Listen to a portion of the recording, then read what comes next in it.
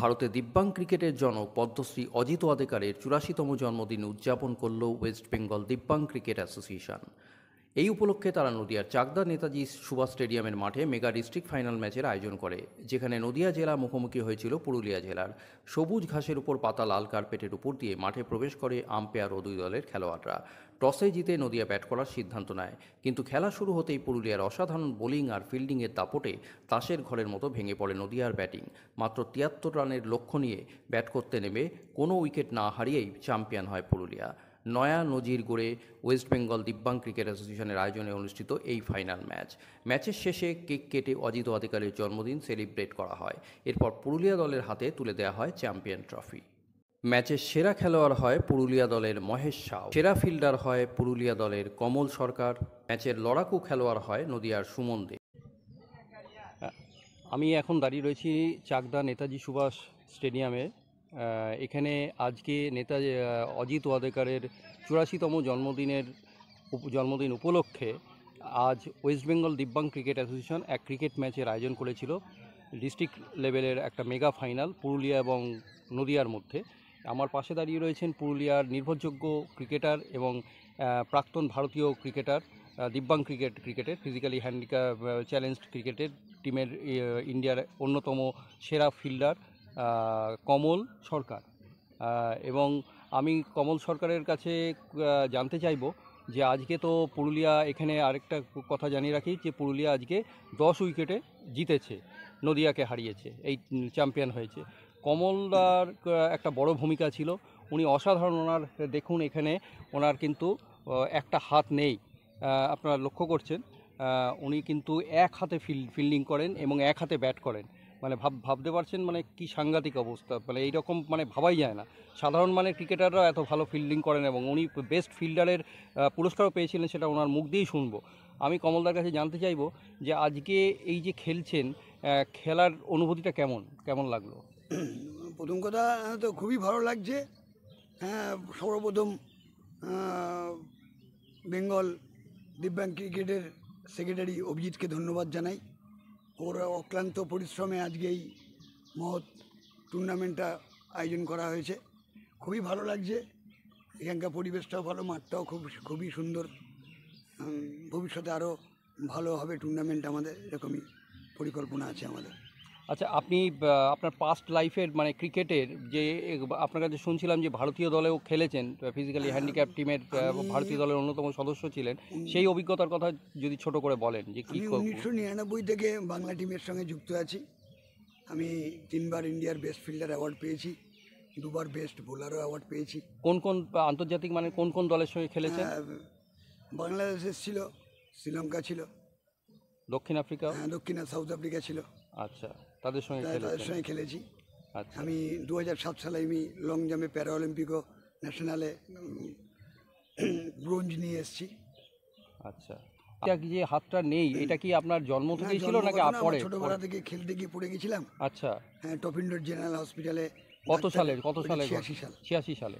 ডাক্তারের ভুল চিকিৎসায় রাতারাতি হাতটা সেপটিক হয়ে যায় আমার। আচ্ছা, পরের দিনই কেটে বাদ দিতে হয়।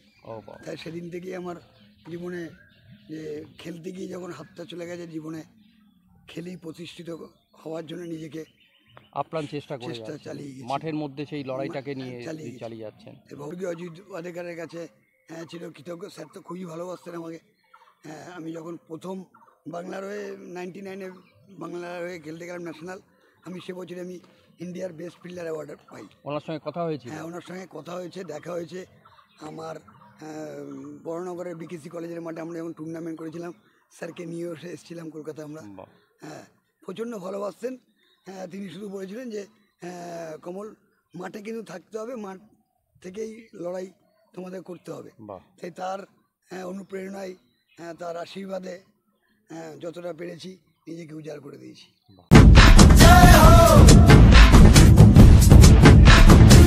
आजा आजा जिंदे शामी आने के तले है, आजा जरी वाले नीले आसमाने के तले है।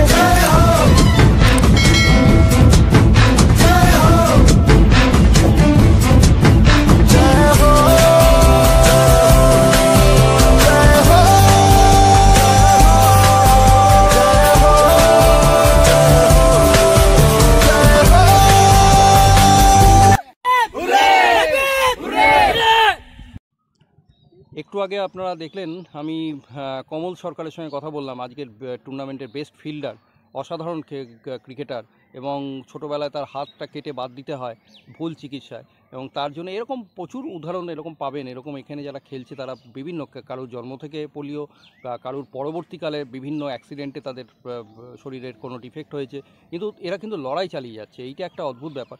এই আমার পাশে দাঁড়িয়ে রয়েছেন যে অভিজিৎ বিশ্বাসে, অত্যন্ত লড়াকু ছেলে। আজকে দেখেছেন ওর খেলা, ও অসাধারণ খেললো। ও কোনো প্র্যাকটিস নেই, অনেক দিন পরে প্র্যাকটিস ছেড়ে মাঠে নেমেছে, কিন্তু ও যেভাবে আজকে ওয়েস্ট বেঙ্গল দিব্যাঙ্গ ক্রিকেট অ্যাসোসিয়েশনকে যেভাবে এগিয়ে নিয়ে চলেছে না, মানে আমিও তারিফ করছি। আমি বহু জায়গায় ওর সঙ্গে যাচ্ছি, ওর পাশে দাঁড়িয়েছি, ওকে যত রকম পারা যায় আমাদের পক্ষ থেকে, সংবাদ প্রকট টাইমসের পক্ষ থেকে আমরা হেল্প করার চেষ্টা করছি, বিভিন্ন মানুষের সঙ্গে যোগাযোগ করিয়ে দেওয়া। কারণ দেখুন, একটা বড় জায়গায় পৌঁছতে গেলে সবার সাহায্য দরকার। একটা টিম হিসেবে যদি না তো দাঁড়ানো যায়, এটা হয় না। এবং আমাদের এখানে যেটা রয়েছে আমাদের পশ্চিমবঙ্গে, এই জায়গাটার বড়ই অভাব এই জায়গাটা। এবং ওয়েস্ট বেঙ্গল দিব্যাঙ্গ ক্রিকেট অ্যাসোসিয়েশন একটা, ও নিজে যেভাবে হাতে তৈরি করে একটা সন্তানের মতন এই অ্যাসোসিয়েশনটাকে তিলে তিলে তিলে তিলে তিলে বড় করছে। আমি আজকে খুব ভালো লাগলো, এই চাকদার মতন সুন্দর একটা জায়গা, নদিয়া জেলার এই চাকদা স্টেডিয়াম এত সুন্দর দেখছেন, মাঠটাকে পুরো এই মাঠে খেলা হয়ে গেল। এবং এখানে রয়েছে কমল, অলোক বৈরাগী, ও ক্রিকেটার, ও অ্যাসোসিয়েশন অন্যতম সহকারী অভিজিতের। আমি দুজনের কাছেই কিছু প্রশ্ন করে রাখবো। আচ্ছা অভিজিৎ, এই যে আজকে টুর্নামেন্টটা করলে, এই তো তোমার তো একটা স্বপ্নের একটা কাজ, এই কাজটা তুমি দিন রাতকে এক করে আজকে তুমি এইভাবে করছো, কোথা থেকে এই এনার্জিটা পাচ্ছ?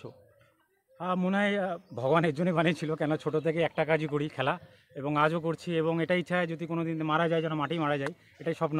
কেন খেলা ছাড়া কিছু করিনি। আর ফ্যামিলির তরফ থেকে যা সাপোর্ট আছে, কেন বাবা চাকরি করার সূত্রে সেই প্রেশার নেই কোনো ফ্যামিলির, তো এই খেলাটাকে ভালোবাসি। আর ইচ্ছা আছে এই ওয়েস্ট বেঙ্গল দিব্যাঙ্গ ক্রিকেট অ্যাসোসিয়েশন এবং আমাদের যে এত প্লেয়ার আছে তাদের জন্য এটা কিছু করা।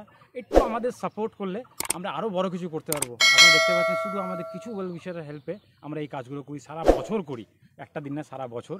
এবং একটা স্বপ্নের টুর্নামেন্ট আছে। কেন আমরা যখন বাইরে খেলতে যাই খুব একটা খারাপ লাগে কি অন্য স্টেট বলে কেন বাংলা 8 টিম বা 10 টিমের ন্যাশনাল টুর্নামেন্ট আমরা করতে পারি না। তো আমরা স্বপ্ন দেখেছি সামনের সিজনে 8 টিমের একটা টুর্নামেন্ট করে দেখানোর জন্য।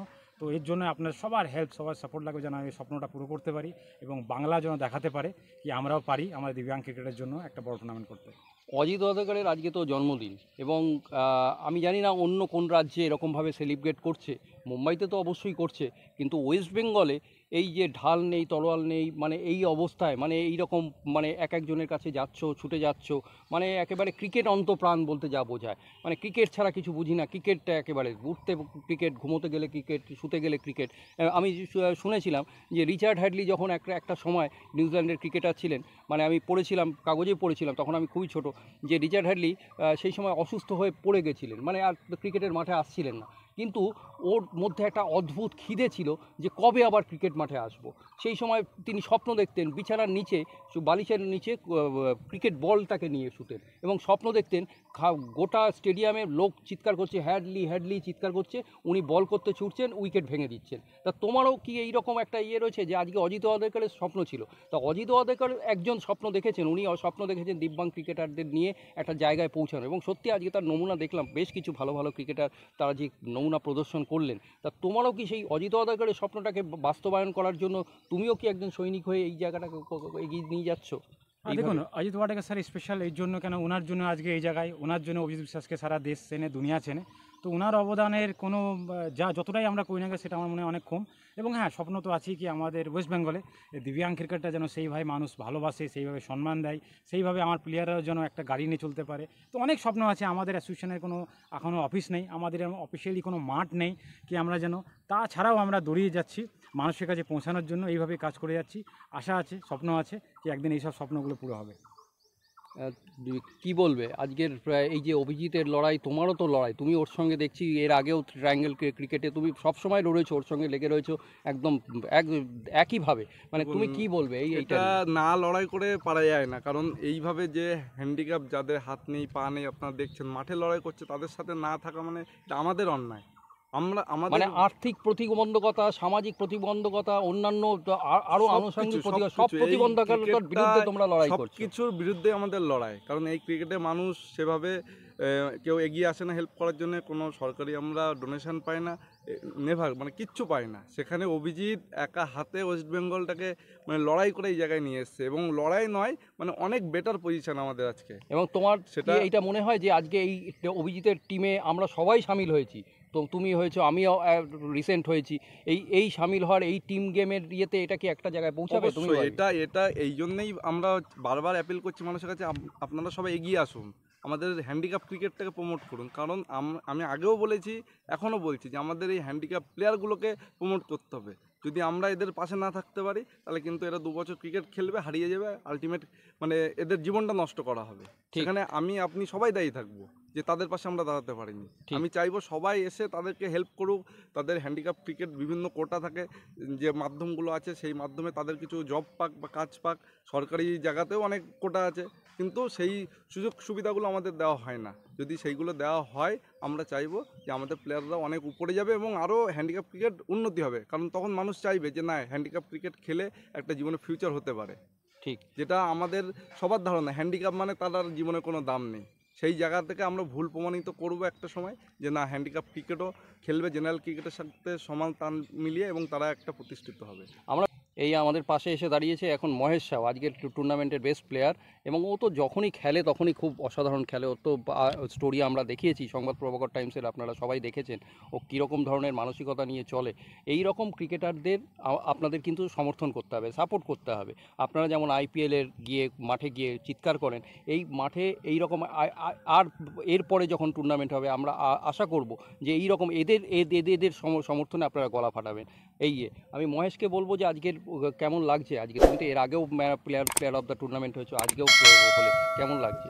আমার অনেক ভালো লাগছে। এই চাকদা স্টেডিয়ামে আগেও খেলেছিলাম, জোনালের ম্যাচ ছিল, এখানে 2 ম্যাচ খেলে, সেই টাইমে আমার অত ভালো পারফরমেন্স হলো না, কিন্তু এখন প্র্যাকটিসে ছিলাম, ভালো টাচে ছিলাম, ভালো। Thank you.